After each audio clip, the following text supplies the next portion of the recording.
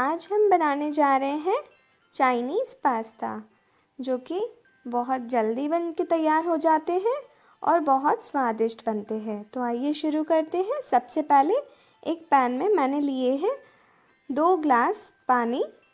इसे गरम कर लेंगे। इसमें ऐड करेंगे आधा चम्मच नमक, आधा चम्मच ऑयल।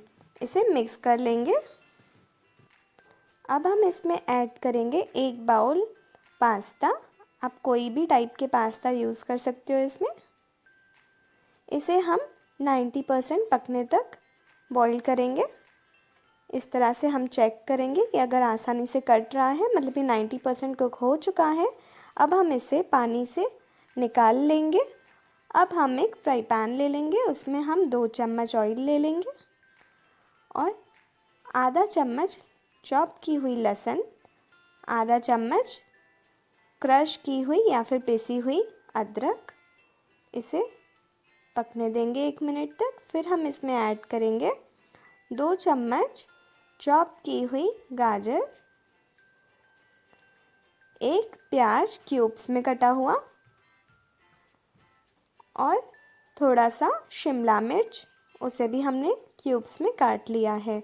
इसमें हम ज़रा सा नमक ऐड करेंगे। नमक थोड़ा ही ऐड करना है क्योंकि हमने पास्ता में भी नमक ऐड किया था और सॉसेस में भी नमक होता है, इसलिए नमक कम ही ऐड करना है। अब हम इसमें सॉसेस ऐड करेंगे। इसके लिए यहाँ मैंने लिया है 1 चम्मच शेज़वान चटनी, 2 चम्मच टोमेटो केचप, 1 चम्मच विनेगर, 1 चम्मच सोया सॉस। अच्छे से मिक्स कर लेंगे।